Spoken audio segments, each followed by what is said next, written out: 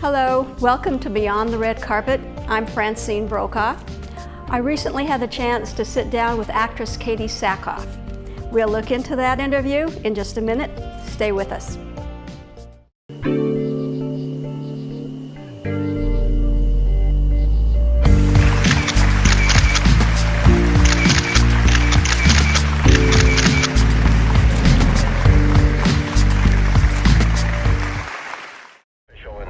Support. Commencing circular rotation maneuver.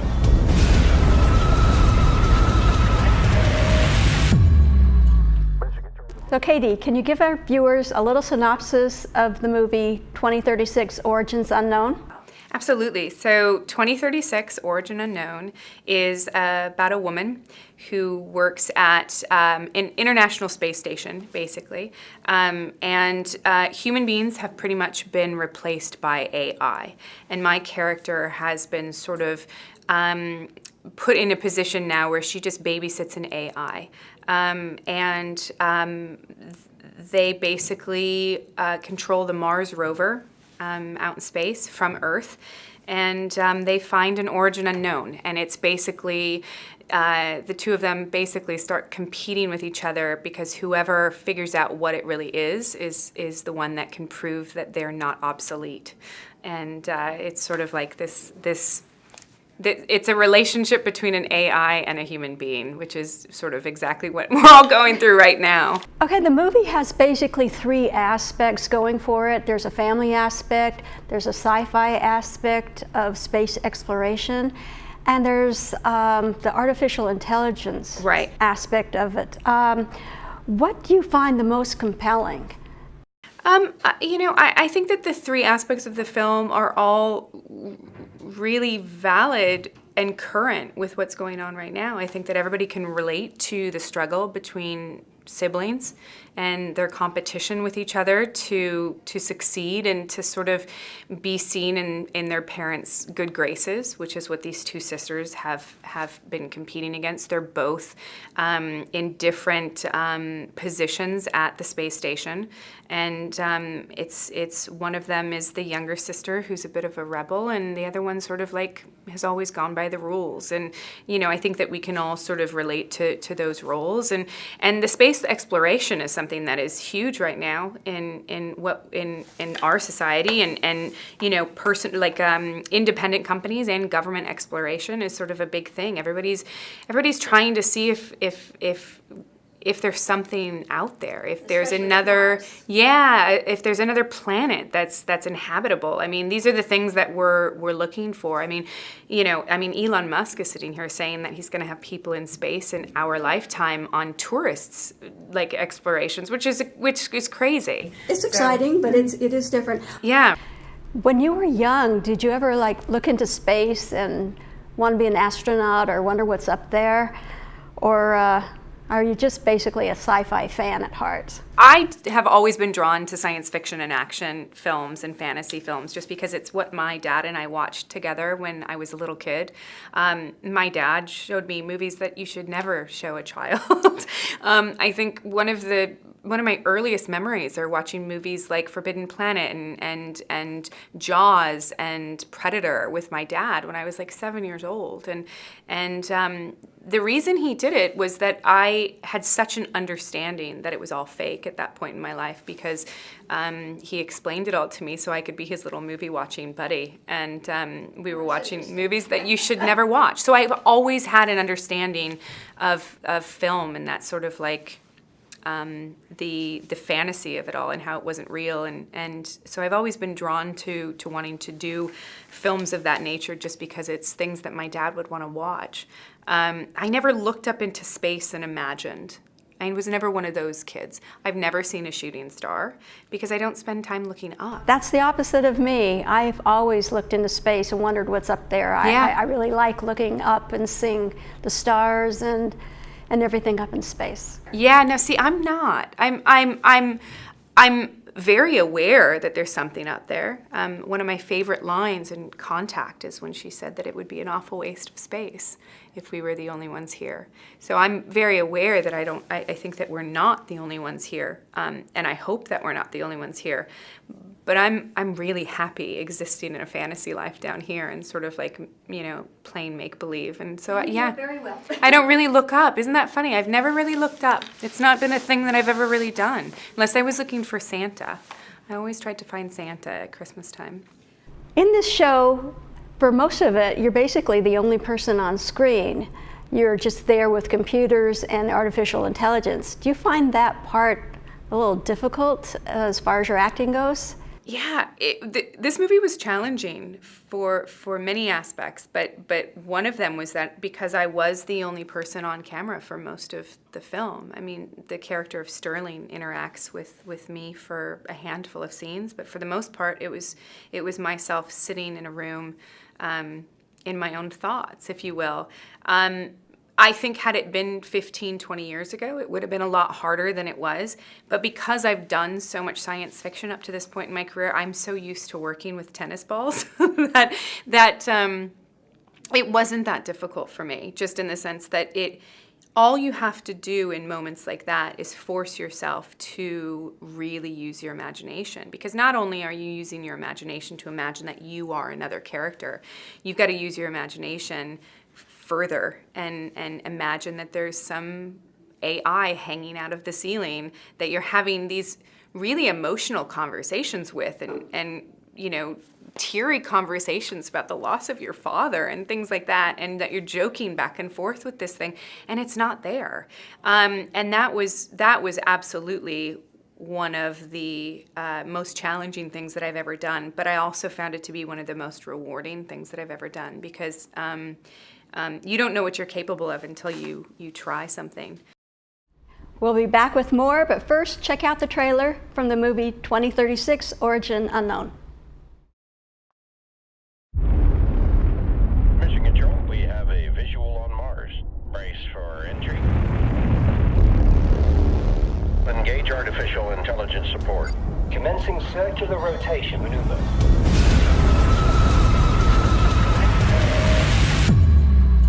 Mission Control to Martian 1, do you copy?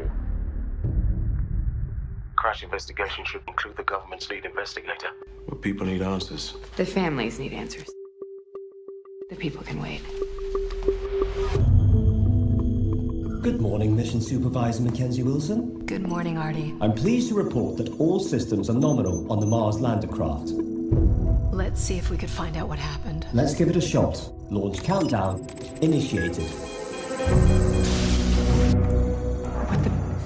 Why are we launching 5 hours early? Who authorized it? I did. Artie's taking lead on the crash investigation. You are living in his world now. We created AI to help us, not to lead us. AI needs to be smart, not human. I have an origin unknown. What are we looking at? How can that be real? Artificial intelligence or alien intelligence? Be prepared for every possibility. Warning. Unidentified satellite detected. Firing. Please tell me I'm hallucinating. Sorry, Mackenzie. I'm Mission Controller. Are we friends? Who knows what it's capable of? This is an international incident. No, no, no. You have to stop them.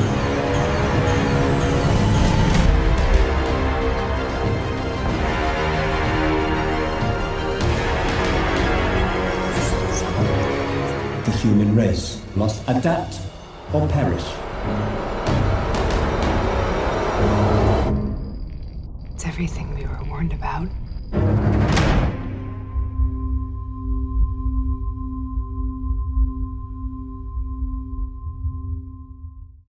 You've voiced quite a few animated characters.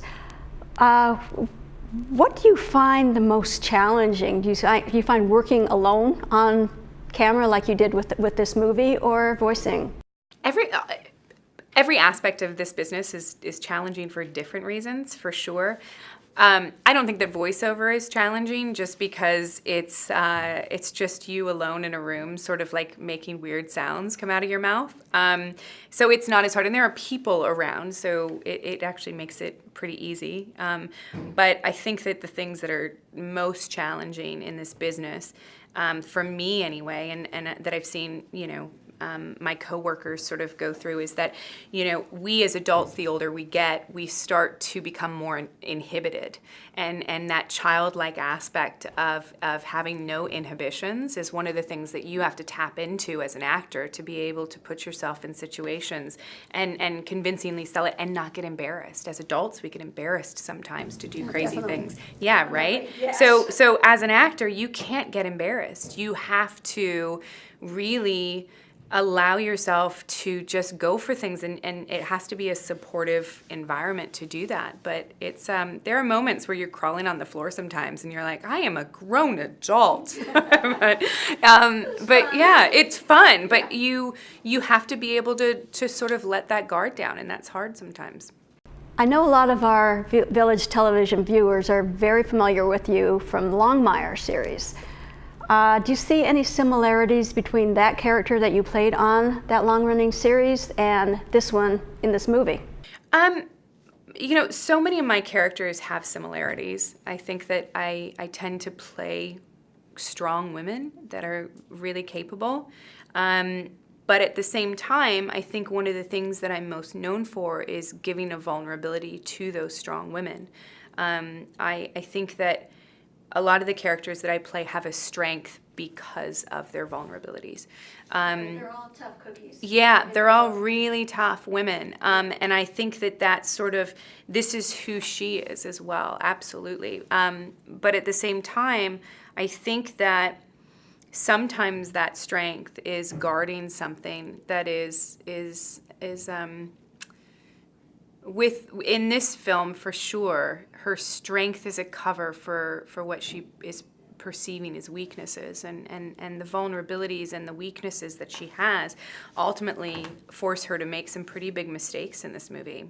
As I was watching the movie, I started thinking about all the artificial intelligence, actually, that we have, the technology that we have today, and I was wondering, are you interested in getting a self-driving car? So I am one of those people, and this shocks people when I say this, I hate my iPhone. Like, I don't like it. I would love to have a flip phone again. I would love to have a pager. That would be amazing. I think that our accessibility to things is actually been something that is actually hurt society in a way. Media, I do. I think that some of the things that we are exposed to on a daily basis have actually made our lives more difficult for different reasons than if we were to just live simplistically. No, I miss going to the library to look up things. I miss being able to disappear and have people not feel entitled to find me. Yes. I miss that. But at the same time, I love my apps on my phone. And if I didn't have Waze, I would never get anywhere. So, I mean, there are things that make life so much easier, but I do not want Siri to become a human form in my house. Like, already, if I say, "Are you serious?" in my house, she says, "What can I help you with?" And it freaks me out. I'm like, "Stop it, Siri, stop it." Like, oh my God. No, I know. Well, it's my phone. It's my iPhone. She just talks to me. No, I turn my Siri off. See, yeah, I don't turn mine off, but I don't want a smart home. We had a smart home in New Zealand, and you can get locked in it sometimes, which is really scary. Sometimes when there's no way out of your house. So is New Zealand like your second home? Sometimes, yeah. Mm-hmm. Yeah, it is. I spend quite a bit of time there. Okay, you're a very hardworking actress, and you do have a new TV show coming up. It's called, I believe, Another Life. It's another sci-fi series. When is that supposed to start airing? So the new series is called Another Life, and we start filming August 15th in Vancouver, Canada. And so I would assume that if I was a betting person that knew a little bit about Netflix and how they do things, I would say to look for it next summer. That is definitely sci-fi. It is sci-fi. Do you feel like you're maybe stuck in the sci-fi genre? Stuck is an interesting word, because I think that the older you get, the more I feel blessed to be stuck in this genre. I think that this business is is a really, really difficult thing. And I think that without me realizing it, I created a brand that has given me longevity in this business. That is something that you can't really, you can't grab it. It has to sort of just fall upon you. And so I've been really blessed. And I look at every sci-fi project that I do as a gift to continue to make the fan base that has gone with me for so many years happy. Your fans follow you from project to project. You've got very loyal fans. And I know a lot of the up-and-coming actresses would love to have fallen into the genre like you have. They do, yeah. It just seems to fit you so well. Being such a hard-working actress, I mean, you seem to just be continually involved in projects. What do you do on your spare time for fun? So I don't have a lot of spare time. I am a person that does not sit still very well. I definitely enjoy downtime, and I am very good at doing absolutely nothing if I'm at home. I love watching films. I love it. It's one of my favorite things, and I am so blessed that it's actually my job to be able to do that, so I don't feel like I'm wasting time when I do watch film. I love watching film. I ride motorcycles a lot. It's one of the things I enjoy. I have 3 dogs that are like my children, and I love them. I do a lot of charity work, which fulfills me in a different way. And I spend a lot of time on planes.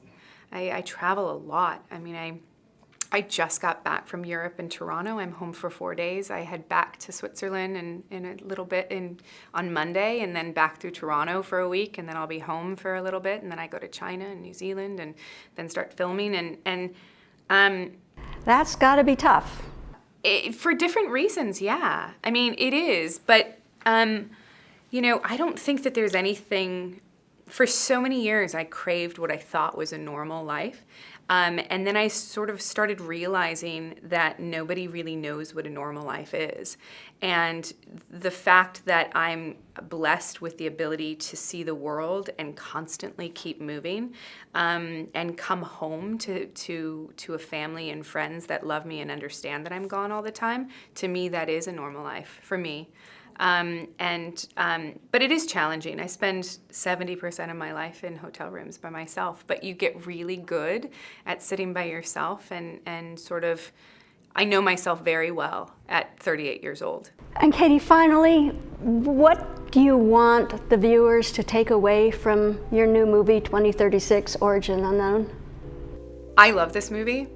I love Origin Unknown. It's a labor of love. From the crew and the producers and myself, and it is a movie that you think you're going to get one thing and you get to the end and it's completely different. And what I would love for the audience to take away from this is it's going to make them think, and it's going to make them question. And there's a good chance they're gonna need to go back and watch it again. And when they watch it a second time, it'll open their eyes to such a different viewing of it, because you realize that what you're left with was the intention the entire time, but the movie sets you up to be really surprised. Yeah, I agree. You have to watch it twice in order to get the full impact of the story. And I think that's what makes good film. I think that you should watch a movie one time with one experience and be able to go back through and watch it more different times with different experiences and seeing things that you missed the first time. I think that's smart filmmaking. Thank you, Katee, for sitting down with me. Absolutely. Thank you. We'll be right back. Hi, I'm John Bowser Bauman. You probably know me best as Bowser from Sha-Na-Na, but I'm also president of Social Security Works PAC. And you know, when I'm in Laguna Woods, I always watch Village television. Grease for peace.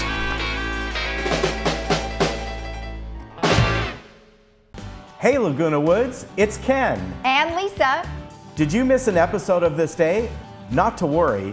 Head over to youtube.com and search Village Television. Here you can find each episode of This Day and other community programs such as Good Day OC, Discovering Laguna Woods, and much more. Just click the red subscribe button, then click the bell to be emailed every time we upload a video. Don't miss out. And subscribe today. My thanks to Katee Sackhoff for sitting down with me. We'll see you next time on Beyond the Red Carpet. I'm Francine Brokaw.